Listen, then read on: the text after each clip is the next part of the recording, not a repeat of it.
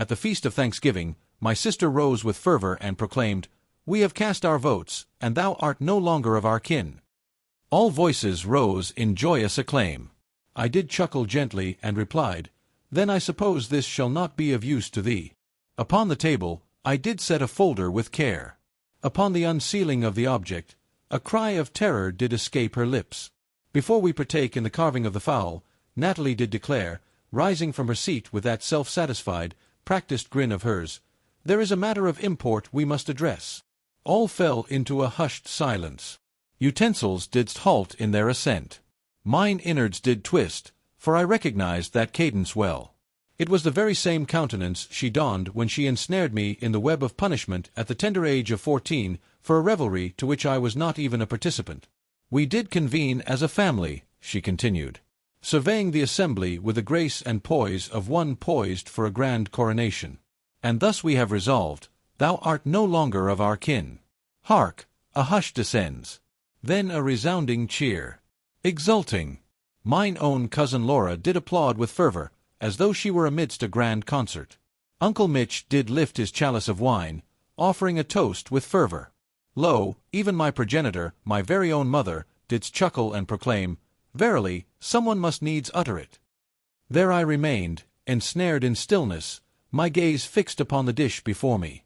The filling lay in a frigid state, yet within me a tempest of ire surged forth. Mine own father cast not a glance in mine direction.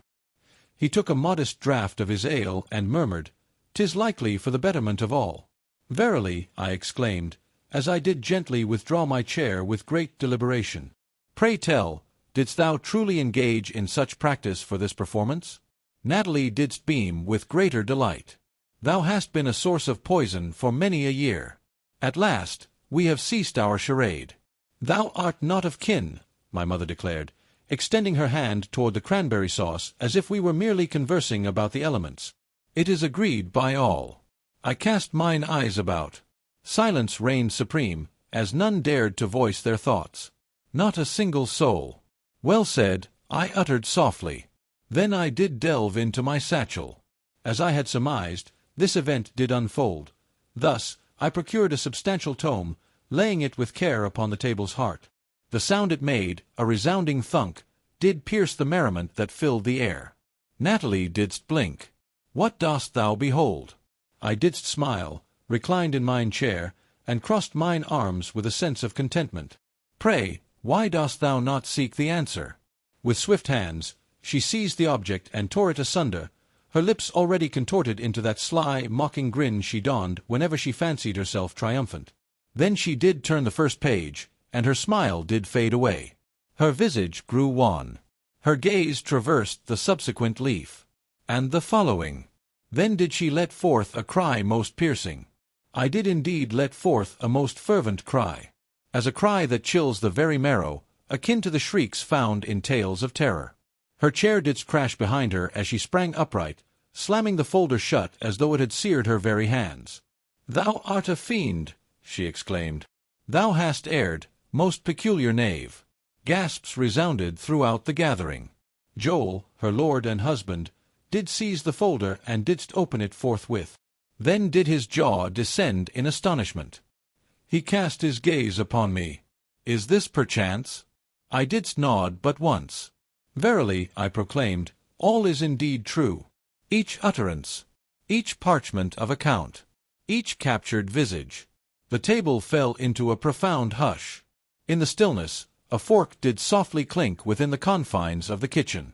My mother's lips did part, then swiftly sealed once more. As a creature of the deep, yearning for the breath of life. "Text, thou wert so certain I would not rise in defiance," I proclaimed, as I rose with deliberate grace. "Verily, I would remain the silent soul, the humble mat that greets all who tread upon its surface, the golden source of wealth. Yet, prithee, what dost thou suppose?" I did lean forth, gazing into Natalie's eyes with unwavering intent. "Thy modest spectacle? Alas, it hath come to an end. Wouldst thou desire to know what lay within the folder? Verily, I shall arrive anon. Yet, prithee, allow me to recount the tale of our journey hither. Forsooth, It was not upon a morn that Natalie did arise and declare that I was no kin to her. That resolution hath been forged through the passage of many years. Stone upon stone, word by word, treacherous act upon treacherous act. I was never held in their esteem. Far from the mark. Natalie shone as the brightest luminary, the fairest maiden of them all. Fair marks, a radiant countenance, possessed the art to charm the assembly. She could weave a tale so artfully that one would find themselves grateful for the deception. In contrast, I remained silent, confidential. Mine eyes sought not the gaze of others, and they did loathe that. They mistook my quietude for frailty. At the tender age of 19, I did take my leave from the familial abode. With steadfast resolve, I bore the burden of my education alone, toiling at 2 employments, never once seeking assistance from others. In the interim, Natalie stumbled through 2 fields of study, embarked on a journey across Europe in search of her true self, and upon her return, wed Joel, a man whose very essence mirrors that of a polished LinkedIn profile clad in a smart blazer. What of the nuptials? I did render payment for a portion, half to be precise. Though my progenitors lacked the means, they did contrive to embark upon a fortnight's voyage upon the seas immediately thereafter. I made no lamentation. I have not partaken in such a deed. Though they jested that I played the role of the family steward, I continued to lend my aid for father's dental restoration, dispatching funds when mother lamented the overdue warmth bill, and even contributing to cousin Laura's tuition when fortune did not favor her with a scholarship. They oft proclaimed their gratitude, indeed, yet with a certain inflection that belied their true sentiment. The one who proclaimed, "Verily, thou wouldst lend thy aid. Thou art without kin of thine own. Perchance that is the very cause of it all. Behold, in solitude do I dwell. None offspring. Without a partner. No theatrics. Only I, my toil, and my faithful hound." And in their gaze, it seemed I was left with naught but to finance their follies.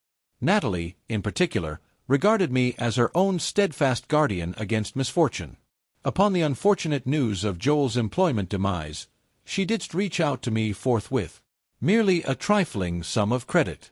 When her chariot did falter, thou dost earn a princely sum, what is 2,000 to thee? When her offspring sought healing and the insurers turned a blind eye. Indeed.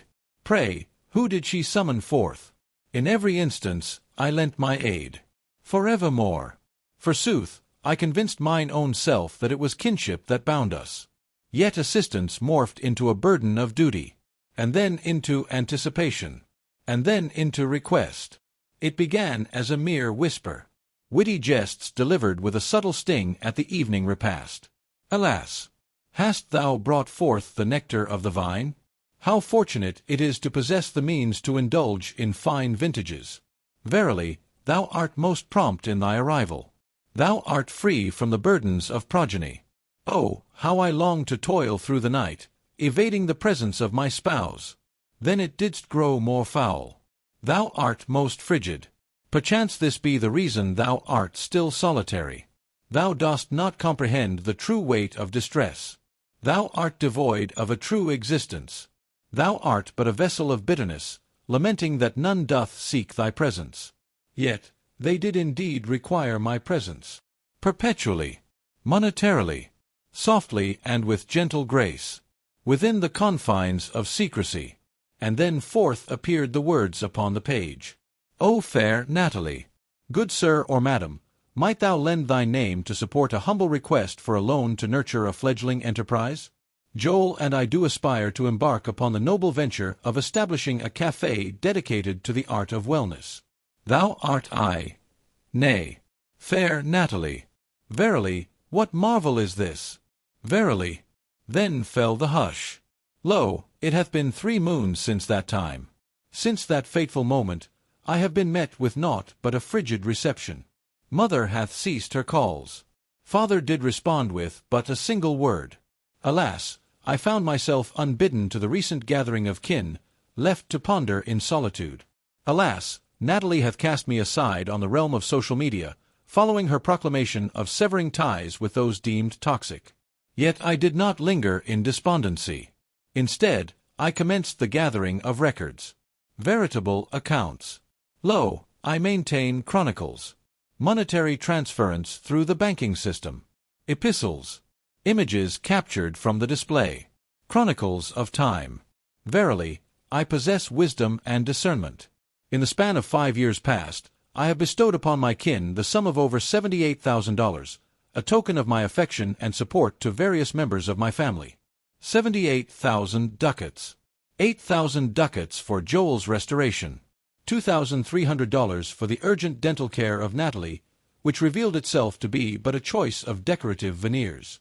$1,500 for the surgical remedy of my father's ailing back. Upon the sum of $12,000, I seek to alleviate the burdens upon my mother's credit card debt. $6,000 for the expenses of Laura's transition to her collegiate abode. $4,500 for a matter of familial urgency that revealed itself as a sojourn to Cabo. And not once, did any of them extend the courtesy to repay me. They hath merely seized. And when I ceased to bestow, they proclaimed me the source of their troubles. Thus, I have crafted the folder. Within these walls, each missive of transfer affirmation, each missive and missive-seeking coin doth arrive. Images captured of Natalie deeming me deceitful to her companion for my refusal of the loan request. A chronicle of each significant disbursement I have rendered over the past 5 years. And as a final flourish, reproductions of social media missives wherein they did jest at my expense. Behold, I possess images capturing Natalie in a clandestine exchange, branding me a mere source of wealth, devoid of fortitude, unaware of my prying eyes upon her words. Verily, thus did she behold upon the unsealing of the folder. Such was the cause of her lamentation.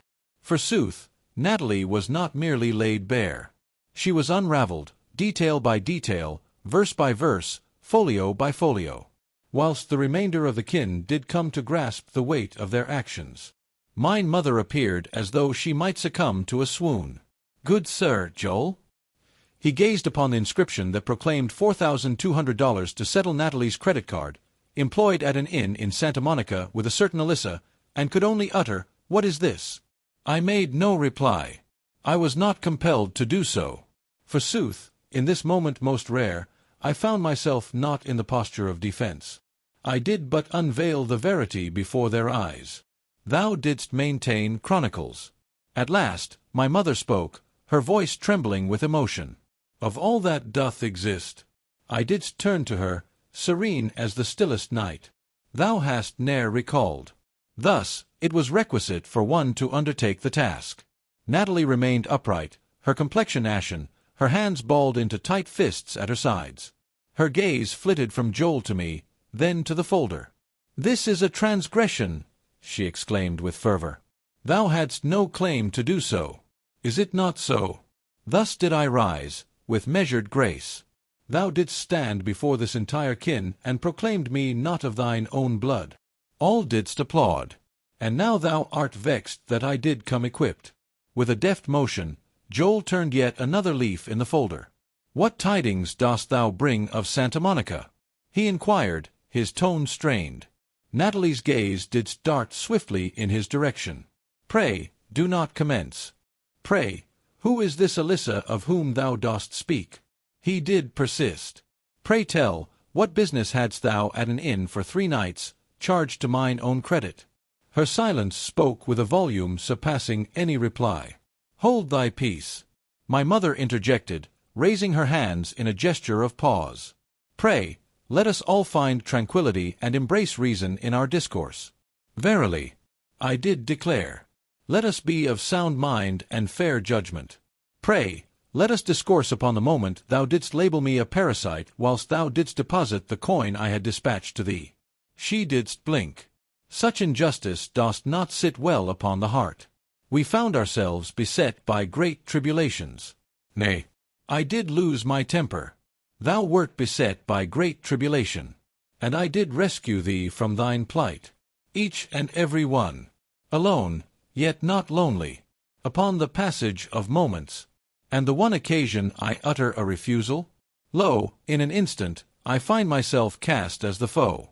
My father, who had remained in a profound silence until this moment, at last found his voice.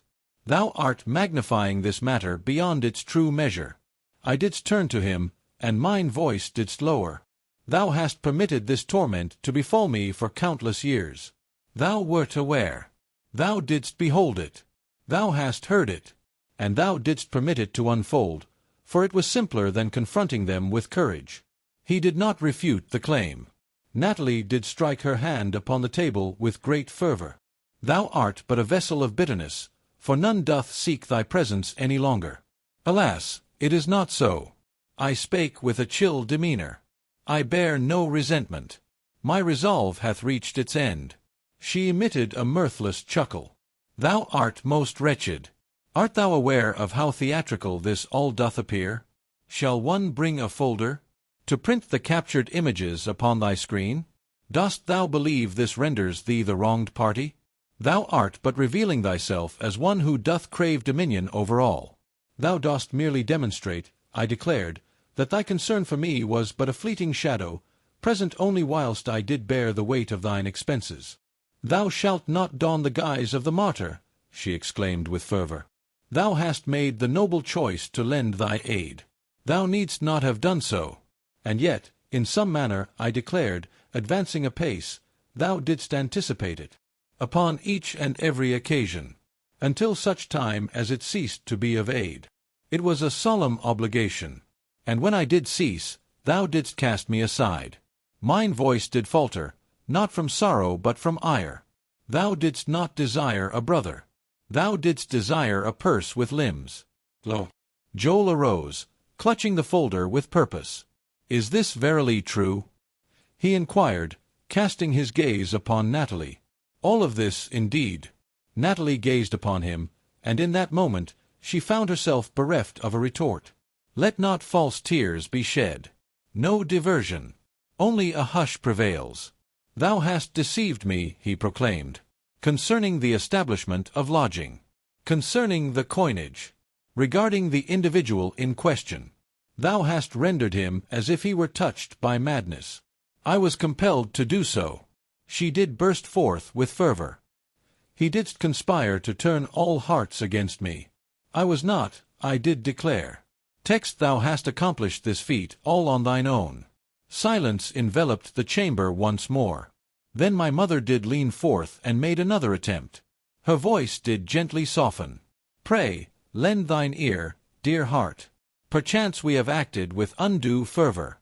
Yet this remains kinship, unbroken and steadfast. And kin do battle. Let us cast this matter aside and move forth with grace. I did sever her from my company. Thou dost not lend thine ear to my words. She didst blink. What dost thou speak of? I seek not tranquillity. I seek not thy pardon. Verily, I speak unto thee. My task is complete. Natalie did cast a scornful glance. Pray, cease thy feigned airs as though this be a moment of great import. Thou hast uttered those words ere this. I gazed into her eyes with unwavering intensity. Not in this manner. I didst reach into mine coat pocket and did pull forth another envelope. What dost thou seek at this hour? My father inquired, weariness evident upon his brow. I did cast it upon the table's surface. Joel did seize it ere it did slip away. He did unfasten it. Peruse the opening line. His orbs did expand in astonishment. What dost thou behold? He did softly murmur. I did speak on his behalf. Instruments of authority, duly crafted. For dear mother. Withdrawn. Proxy for matters of health. Withdrawn. Pray, who dost thou wish to summon in times of dire need? Withdrawn. I have already affixed my signature upon the documents. Henceforth, I bear no legal nor emotional obligation towards any of thee. Mine own mother did exclaim in astonishment. Art thou severing all bonds entirely? Utterly, I proclaimed. Commencing forthwith. Thou art most selfish, she declared, as tears began to gather in her eyes. Though we have erred, our bond remains steadfast, for we are still thine kin. I didst turn to her, and mine voice did lower once more, calm and resolute. Nay, thou art not. With haste, I donned my coat, casting a final glance upon them, and departed through the threshold, forsaking them amidst the feast of thanksgiving, rendered speechless and astonished, encircled by frigid fair and unseemly verities. I did take my leave, and cast not a glance behind. Not for the absence of pain. Indeed, it did. Yet, as I did close the portal that lay behind me, descending from their threshold into the chill of the nocturnal breeze, a stirring within my very soul did awaken. Forsooth, it hath been many a year since last this moment hath graced us. I found the breath of life within me. I did not make haste to my abode. I didst draw mine carriage to the side of the way, beside the tranquil waters I once frequented in mine youth, where my father did oft lead me to cast our lines in pursuit of the finned creatures beneath the surface. In quietude I lingered, gazing upon the placid waters, and a sensation, long absent, stirred within me once more. No force doth tug at my being. No remorse. There is naught but ease upon thy shoulders. None doth linger for a coin, a carriage, or a boon. Merely a tranquil pause. What shall the morrow bring? Hark, a hush descends. What of the morrow that follows? Yet, naught remains. Yet upon the third morn, the missives did commence. Firstly, my mother. A call unheeded. Then another, perchance. Then a message left upon the ether's breath. Didst thou truly mean it? Though our hearts were heavy with ire, we remained bound by the ties of kinship. I made no reply. Then arrived the verses. From Natalie, fair maiden of the quill. Thou art blissfully unaware of thine own deeds. Joel doth seek to part ways in matrimony. Art thou in a state of joy? There lies a deep-seated flaw within thy being. Then, my father, thou hast ventured beyond the bounds. We have all uttered words that weigh heavy upon our hearts. Yet what thou hast wrought was of a most cataclysmic nature. Text thy mother is a disarray. Pray, attend to this matter with haste. I did not respond to any of them. Pray, dost thou seek the truth? I did believe a weight of remorse would settle upon my heart. In restless slumber, I pondered whether my actions had crossed the bounds of propriety. Yet, in contrast, mine slumber was more profound than it hath been in many a year. No longer did one ponder and deliberate over each missive. Let not the anticipation linger for the inevitable to unfold. Let there be an end to those nocturnal entreaties for coin, those subtle manipulations cloaked in the guise of dire need. After a span of 10 years, at last, the whispers of my own thoughts reached mine ears. With the dawn's gentle light, I have taken to rising with the sun, partaking in the noble pursuit of running, concocting a potion of warmth with patience. At long last, I have taken heed and arranged those appointments I had long deferred. Toothsmith, physician, verily, even a healer of the mind, not for the sake of being shattered, but for the sweet release of tending to mine own needs at last. I have revised my list of emergency contacts, parted ways with my progenitors, altered mine secret keys, chilled every joint account to which they held the key, forsook Natalie on every realm of communication.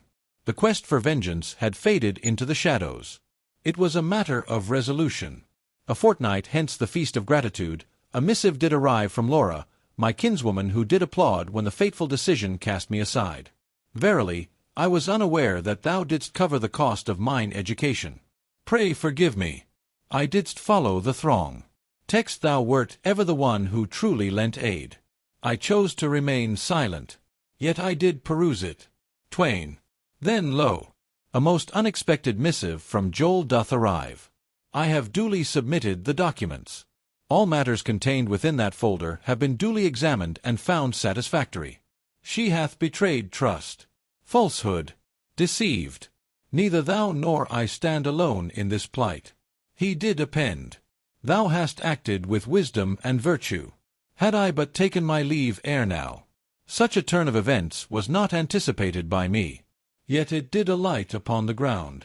In the passage of mere days, I found myself engaging in an endeavor long forsaken. I sought employment in a distant city, not for the reason that I was in haste. Yet, forsooth, I found myself at last unshackled. Stay thou near thy hearth, I beseech thee. Henceforth, who shall tend to their needs should you depart? Upon the rekindling of bonds long forsaken, I ventured forth to reunite with companions whose faces had faded from my memory over the passage of many moons. individuals from whom I had distanced myself, for I was ever ensnared in the toils of familial obligations. And what dost thou deem the most untamed aspect? Several among them had beheld my missive upon the realm of Reddit. They did extend their hand. Verily, we take great pride in thy accomplishments. That was most valiant. No soul hath sought for coin. No one shall lay blame upon me. No soul endeavored to weave a tale from it. Merely lend thine aid. Plain, sincere, pure. Pray, a soul inquired of me, dost thou not harbor regret? Upon a fleeting moment of contemplation, I found my thoughts adrift. Then spake I, my sole lament is that I did not embark upon it ere now.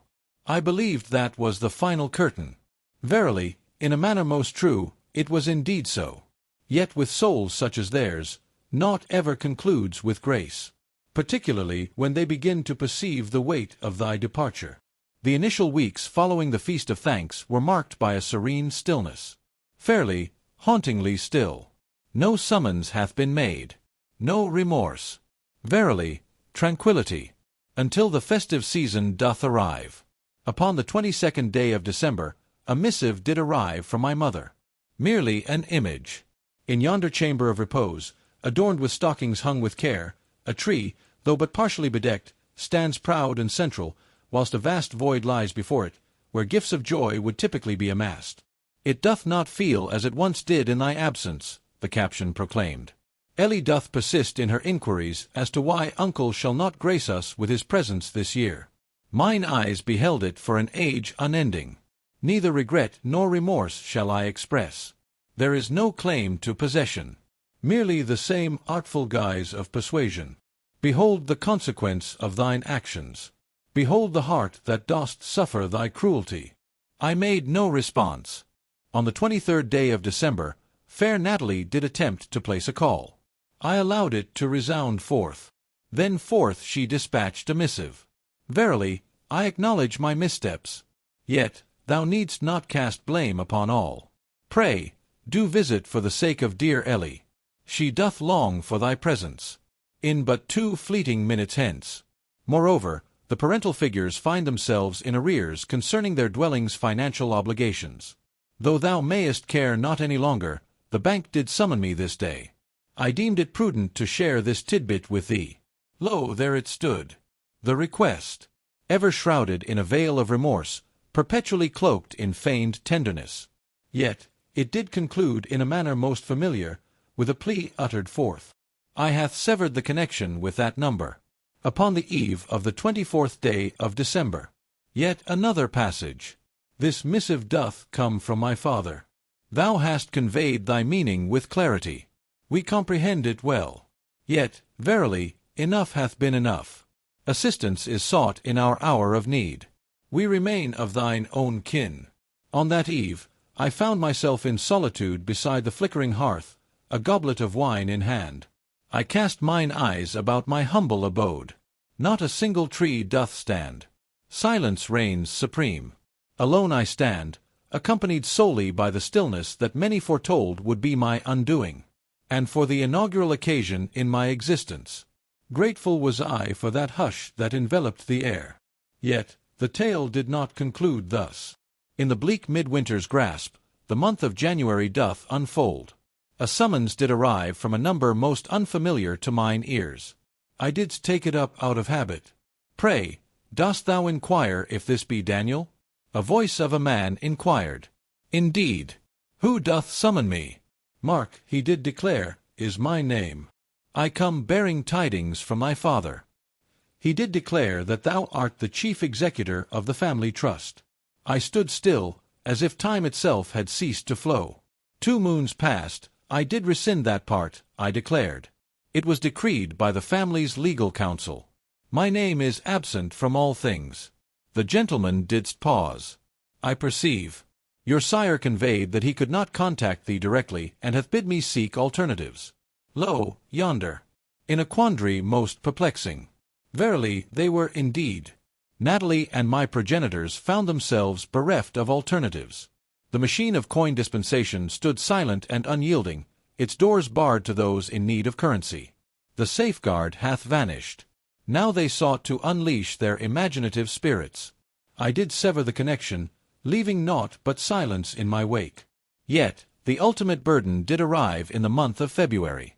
Upon mine arrival, an envelope did grace my mailbox. Inscribed by hand. No mark of origin upon this missive. Yet, I did discern my mother's script with utmost swiftness. Within lay a missive, spanning 3 pages in length. The opening leaf was steeped in lamentation. In the heat of ire, we uttered words unmeasured. Thou hast ever been the steadfast soul. We were blissfully unaware of the weight we placed upon thy shoulders. The second leaf did yield to shame. Your sire's constitution doth falter. Alas, Natalie finds herself in solitude, bereft of companionship. Our hearts are heavy with concern for dear Ellie. She doth grapple with her plight. What of the 3rd page, I prithee? That was the bait, indeed. We are parting with our abode. Yet we find ourselves beneath the waves of our financial burden. We require but a modicum of assistance to navigate this tempest. Then we shall ne'er inquire again. Pray, Daniel, perform this deed in honor of thy father. Perform it for the kin. I lingered with the missive for a spell. Allow mine own heart to embrace each and every sentiment they wished to impart upon me. The burden of duty. The sharp pang of duty. The deep yearning to mend that which lies in disarray. Then I did fold the missive. Arisen from slumber. Strode forth to the culinary chamber. And cast it into the refuse. Verily, they sought not assistance. They did beseech for entry. Once more. They wished not for my return to the fold of kin. They sought the semblance of my being that would not utter a refusal. The one who rendered payment in quietude. Offered up in hushed reverence. Endured in quietude. Yet that incarnation of my being. He hath departed. I shall no longer bear the burden of their misdeeds. I am not their prized fowl. I am not the binding that mends a shattered abode. My task is complete. And what dost thou think is the most fearsome aspect for them? I fare quite well in their absence. Lo, I have secured a new position in the realm of labor. Relocated to a fresh abode within a new realm. A grander abode. A fresh beginning awaits. Upon the weekends, I did embark upon the noble pursuit of volunteering, not for the want of others, but driven by mine own desire. I have crafted an existence wherein no soul doth summon me at the hour of 11 at night to rectify a blunder they steadfastly deny. Wherein I am not chastised for my autonomy. Where benevolence doth not serve as a means to an end. Regret doth not cloud my heart for the aid I have bestowed upon them. Yet, I find myself lamenting the duration it required for me to cease. Desirest thou to comprehend the essence of true tranquillity? It is not the presence of kin that envelopes one. To be liberated from those who deem you kin solely in times of need. Lo, a missive, many moons hence. Never did I imagine this missive would capture the gaze of many. Verily, I found it necessary to utter these words, to place it in a designated spot. Yet I peruse each and every remark. The souls who proclaimed your courage, they are unworthy of your grace. I extend my gratitude to thee. Until the moment of revelation, I was unaware of the depth of my need for such words. And to the select souls who inquired, yet what if they do alter? Indeed, I have pondered that query as well. Lo, it hath been several moons hence. They remained steadfast and unaltered. Upon severing those ties, following the folder's revelation, amidst the cacophony and the stillness, and through the penned words, I pondered, perchance, that someone might grasp the essence of it all. That they might ponder. That they would express their regrets. They did not. They fell into a hush for a spell. Then they did employ cunning stratagems. Then they found themselves in dire straits. Then they fell into disarray once more. Yet I have been liberated. Since that time, I have taken my leave to a new abode. Secured a position that grants me restful slumber, free from the burdens of worry. Embarked upon the journey of self-discovery through the counsel of a wise guide. Genuine solace for the soul. The sort wherein one ceases the endeavor to mend the souls of others and, at long last, discovers the art of being at peace with one's own self. Now I prepare my own sustenance. My slumber doth improve. I venture forth into the world beyond my door with greater frequency.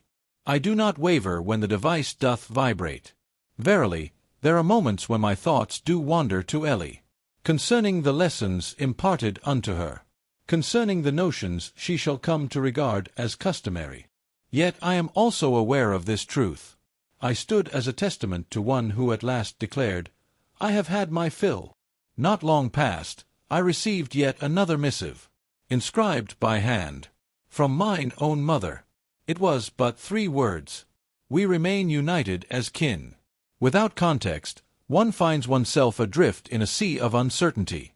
No contrition shall be offered. No alteration shall be made. Merely the familiar bait once more. And for the first occasion, I found myself devoid of all sensation.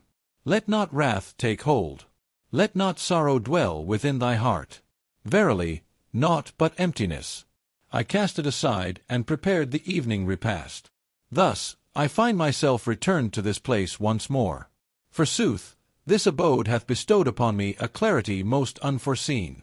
Those not of my kin discerned my essence more vividly than my own flesh and blood ever could.